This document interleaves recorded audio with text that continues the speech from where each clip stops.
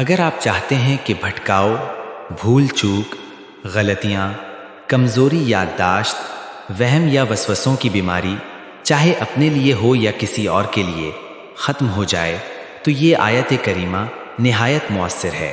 لا یضل ربی ولا ینسا، سورۃ طٰہٰ آیت نمبر 52۔ اس آیت کریمہ کو پانی پر 313 مرتبہ دم کر کے پیا جائے اور تیل پر دم کر کے سر اور پاؤں کی خوب اچھی طرح مالش کی جائے۔ جتنی زیادہ مالش ہو سکے اتنی بہتر ہے۔